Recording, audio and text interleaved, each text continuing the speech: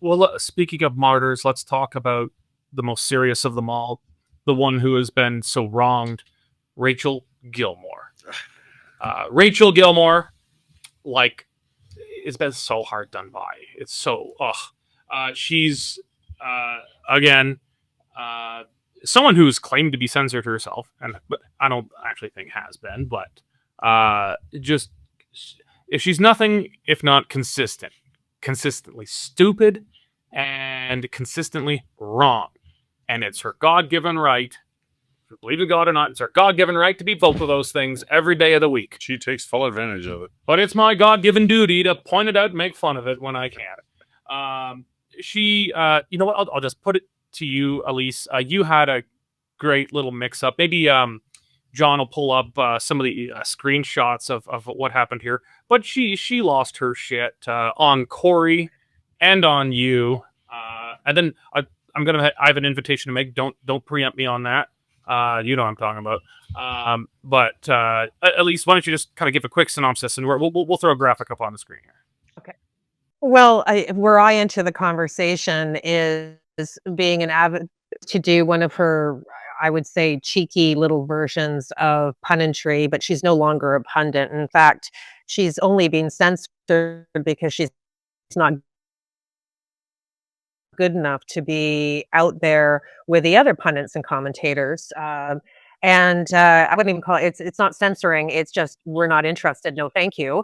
But everything has to turn into some sort of hate issue or anti-feminist, or, with Rachel Gilmore, it can't just be that she's terrible at what she does. And she also doesn't, I don't believe that she is very truthful and factful. And this is a great example of that, largely ignored because she's not worth my time. But when she starts spewing, I think, very dangerous misinformation, disinformation. I'm going to lean on disinformation, and she manipulates what is very clear, which was very clear in the charter, to suit her own purposes. And we can only surmise what those goals and objectives and purposes are.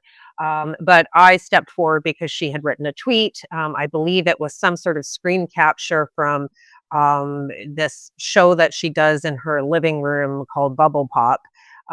And it was talking about what freedom of expression is, that we don't have freedom of speech, that the singer had no right to be there. I mean, it went on, and it was just garbage. It was rooted in absolute falsehood. So I stepped in, and she proceeded not to address my tweets because she was too cowardly to actually debate me in that conversation. But then she sort of subtweeted me, and I think Cory knows some of this. And so I just responded and said, listen, gloves off, let's have a debate. I'm asking you to debate me on the Charter of Rights. I'm asking you to debate me on this particular issue, and for you to stand by I would say the untruthful. If you believe that, then you have a serious problem. And maybe in my language, and I wish I could say the same thing about Ms. Gilmore. You can tell exactly where Ms. Gilmore's coming from in this conversation, guys, because the vernacular, the style, the tone of her response to me really said everything about her lack of education on this matter. And like I said to you, Derek, it's really dangerous. We need to correct the damage that Rachel Gilmore is doing, and others like her. Yeah. Soon after this, I got a chuckle. Actually, we had a gut bursting laughter in the newsroom yesterday when we saw this stuff between you and her and Cory going on. So I gave you a call. What I tweeted is first you challenged her to a debate, and I said the Western Standard would be happy to host. To which she's just no. Okay, fine, whatever. But I called you up. I said I think we should actually do this. So this is an invitation right now. It's going to be in her mailbox. John, production here. Remind me to do it as soon as we're done recording here. 2 p.m. You tell me if this time works. 2 p.m. Mountain Standard Time, Thursday. That'll be July 31st.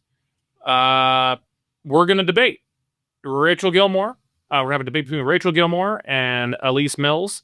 I don't expect her. She's already said no, so I don't expect her to take us up on it. But we're going to send her a Zoom link, or StreamYard is what we use on the back end here. We're going to send her a link, and she can come in at any time. She can come in, just tell us to F off and leave. She can stay for 5 seconds if she likes. But we're gonna host that debate, and if not, we'll just talk about the episode. We're gonna do that tomorrow. We're gonna do it live at 2 p.m. Mountain Standard Time. Maybe you should throw in a pair of American Eagle jeans. Maybe that'll. The winner gets American Eagle jeans. I will be there with my copy. Okay.